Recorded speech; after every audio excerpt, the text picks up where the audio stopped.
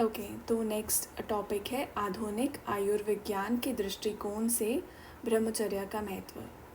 प्रायः लोग ये तो जानते ही हैं कि हमारी चेष्टाएं, हमारे सभी मनोभाव और हमारे संवेग मस्तिष्क के द्वारा ही अभिव्यक्त होते हैं और हमारी सभी शारीरिक क्रियाएं भी मस्तिष्क तथा सुषुम्ना शीर्ष, जिसे हम मेडुला ओब्लांगाटा कहते हैं, और नाड़ी मंडल द्वारा ही संचालित तथा नियंत्रित होते हैं।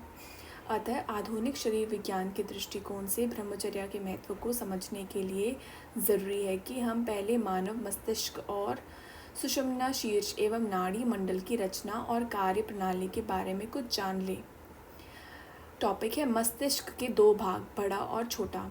मस्तिष्क के मुख्यतः दो भाग है। एक भाग तो वह है जो भौवें के पास से चलकर खोपड़ी के पिछले उभरे हुए भाग तक फैला हुआ है। इसे बड़ा दिमाग, बृहद मस्तिष्क या सेरेब्रम कहते हैं।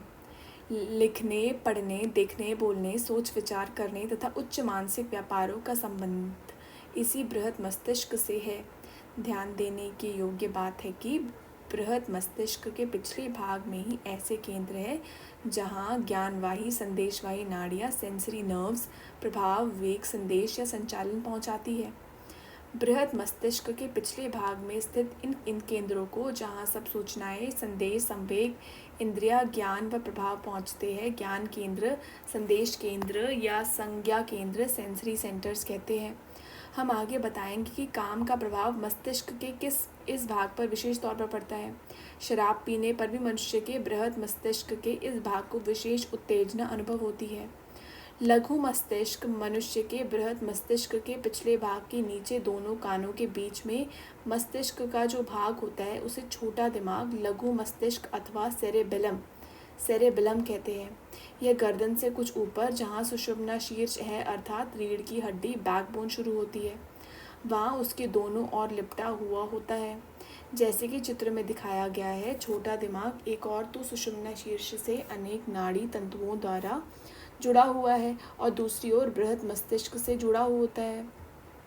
लघु मस्तिष्क का मुख्य कार्य मांसपेशियों अथवा पुट्ठा को वश में रखना है। उठना, बैठना, चलना फिरना इत्यादि हरकतें इसके अधीन होती है। मस्तिष्क का यही भाग शरीर को संतुलन में रखता है। यहाँ विशेष ध्यान देने योग्य बात यह है कि मनुष्य की सांसारिक प्रवृत्ति घर बार बनाकर अन्य लोगों के साथ संबंध जोड़ने की इच्छा, स्नेह, चाहे पति पत्नी प्रेम के रूप में हो, सखा सखा में मैत्री एवं प्रेम के रूप में, माता और पुत्र के बीच वात्सल्य के रूप में हो या समाज प्रेम के रूप में हो, इससे संबंधित होता है। इसलिए हम मनुष्य पर काम, जो कि प्रेम का एक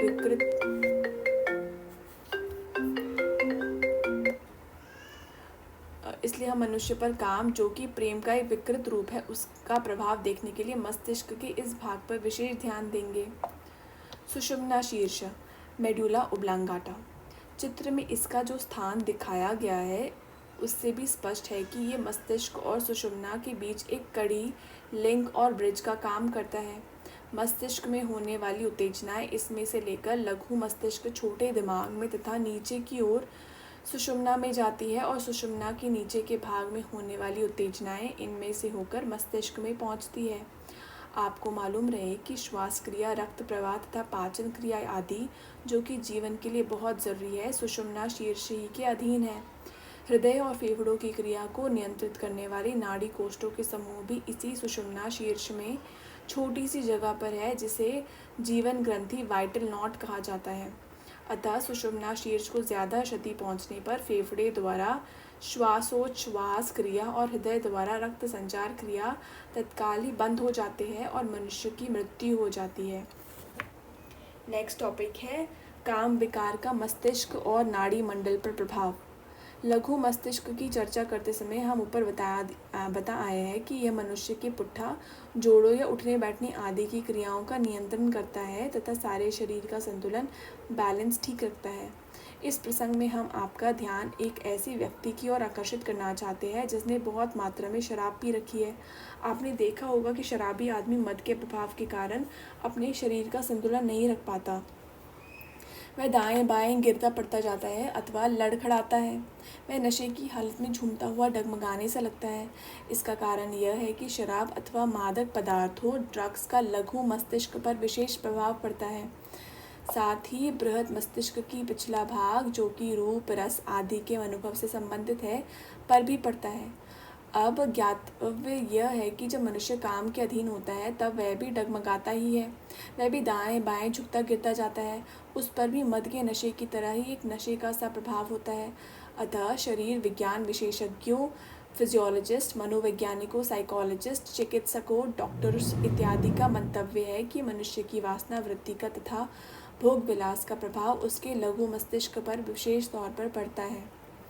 नेक्स्ट टॉपिक है शल्य चिकित्सों सर्जन्स के निरीक्षण। काम विकार से मनुष्य के मस्तिष्क पर जो प्रभाव पड़ता है उसके बारे में कई चिकित्सकों ने अपने यहाँ आने वाले रोगियों का हाल लिखा है।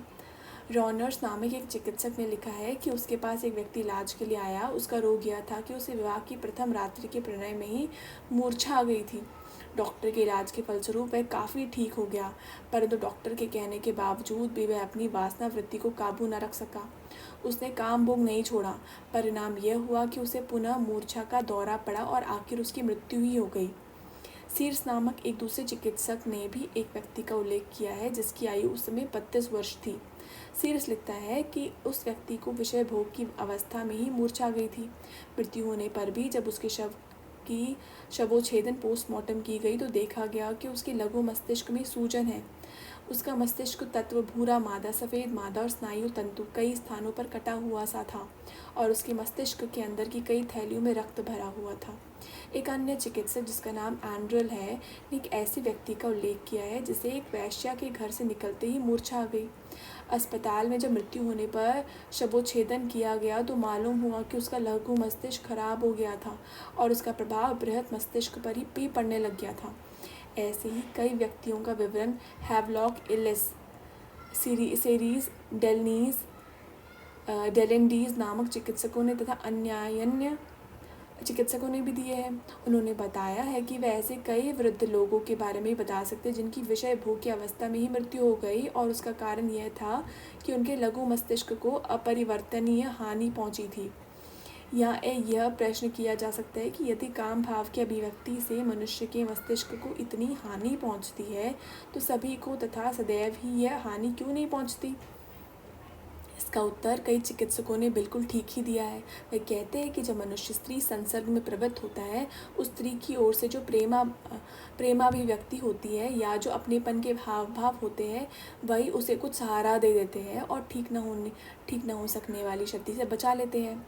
वरना काम क्रिया से हर एक के मस्तिष्क पर निश्चय ही बुरा प्रभाव तो पड़ता ही है। दूसरी बात यह है कि जो व्यक्ति हृष्ट पुष्ट हो, युवावस्था के शिखर पर हो, खूब खाता पीता हो, उस पर इसका तुरंत और तीक्ष्ण प्रभाव होते हुए भी प्रतीत नहीं होता, परंतु जो पहले ही से थोड़ा कमज़ोर हो या ढलती आयु वाला हो उस पर उसका प्रभाव स्पष्ट और अधिक मालूम पड़ता है। इससे यह निष्कर्ष लेना उचित है कि वासना भोग का प्रभाव तो सभी पर पड़ता ही है। कुछ एक को मिर्गी का रोग हो जाता है तो बहुत से लोग ऐसा महसूस करते हैं कि जैसे उनका मस्तिष्क खोखला हो गया है।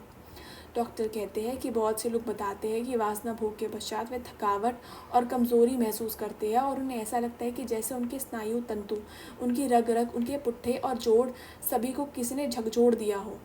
सर्वेक्षण करने पर चिकित्सकों को मालूम हुआ कि युवक लोगों ने उन्हें बताया कि अपवित्र स्वप्न के बाद उन्हें आत्मग्लानि का अनुभव हुआ, उत्साह की कमी महसूस हुई, जीवन में निराशा की लहर दौड़ गई, आंखों में जलन महसूस हुई और पुट्ठों तथा जोड़ों का ऐसा लगा कि जैसे किसी ने उनमें से कोई शक्ति निकाल ली हो। इस प्रकार ये बात तो निर्विवाद ही है कि वासना भोग से मनुष्य की शक्ति का क्षय होता है और उसके मस्तिष्क पर भी बुरा प्रभाव पड़ता है। यद्यपि यह उस व्यक्ति में कम दिखाई देता है जिसका खजाना भी ज़्यादा खाली नहीं हुआ। मस्तिष्क और जीवन द्रव्य का संबंध। नेक्स्ट टॉपिक है मस्तिष्क और जीवन द्रव्य का संबंध। पाश्चात्य आयुर्विज्ञान के कई ज्ञाताओं का यह दृढ़ मत है कि मस्तिष्क तथा जीवन द्रव्य शुक्र का इतना गहरा संबंध है कि जीवन द्रव्य का नाश सचमुच मस्तिष्क का नाश है। इस विषय में अमेरिका के प्रसिद्ध डॉक्टर एंड्रू जैक्सन डेविस के ये शब्द है। शरीर विज्ञान के कई पंडितों ने यह भ्रांति फैला दी है कि जीवन द्रव्य रक्त से पैदा होता है। उनके इस भ्रांतिपूर्ण मत से चालाक वासना विलासी लोग गलत लाभ उठाते हैं। वे कहते हैं कि जब रक्त से जीवन द्रव्य बनकर गोनाड पुरुष ग्रंथियों द्वारा स्रावित होता है, तब कई पौष्टिक पदार्थ खा पीकर कमी एवं कमजोरी को दूर किया जा सकता है। वास्तव में ऐसा मानने वाले लोग कुछ भी नहीं जानते। सच्ची बात तो यह है कि जीवन द्रव्य और उनमें जीवन कीटाणु मस्तिष्क से पैदा होते हैं और अन्य स्रावों के साथ सम्मिलित होकर वे पुरुष ग्रंथियों से बाह्य स्राव एक्सटर्नल सिक्रीशन के रूप में प्रकट होते हैं। अतः मस्तिष्क से पैदा हुआ हर एक जीवन कीटाणु यदि बाहर निष्कासित होता है तो मानो कि मस्तिष्क का उस अनुपात में पूरा नाश होता है। डॉक्टर एंड्रू जैक्सन डेविस ने चिरकाल तक इस विषय का अध्ययन करने के बाद ही उपरोक्त निष्कर्ष व्यक्त किया है। इस मंतव्य का एक आधार ये मालूम होता है कि बहुत से शरीर शास्त्रियों के मतानुसार मस्तिष्क और जीवन द्रव्य के रासायनिक द्रव्य एक से ही है। डॉक्टर ग्लीस, डॉक्टर कोवन, डॉक्टर हाल भी मस्तिष्क और जीवन द्रव्य में गहरा संबंध मानते हैं। प्रसिद्ध ग्रंथकार डॉक्टर शेलिंग ने तो मस्तिष्क और जीवन द्रव्य का ऐसा संबंध माना है कि उसने मस्तिष्क को पुरुष ग्रंथियां, गोनाड और टेस्टिस के रस से बना हुआ मस्तिष्क ऐसा नाम भी दे दिया है। डॉक्टर एंड्रू जैक्सन ने जीवन द्रव्य को नष्ट करने से होने वाली हानियों के बारे में लिखा है। प्रजनन का कार्य जीवन के सभी कार्यों की तुलना में अधिक भारी और थकाने वाला है। इसमें मानव की हर एक शक्ति, उसकी प्रत्येक इंद्रिय अभिव्यक्ति तथा उसके तन और मन का प्रत्येक भाग सक्रिय होता है। स्पष्ट है कि काम वासना के भोग से जीवन द्रव्य के क्षय से मनुष्य तथा अन्य सभी जीवों का हास्य तो होता ही है। हाँ, यह बात अलग है कि नर मादा के परस्पर प्रेम के भाव के कारण अथवा उनके जवानी के जोश के कारण उस समय उन्हें क्षति का पूर्ण आभास नहीं होता।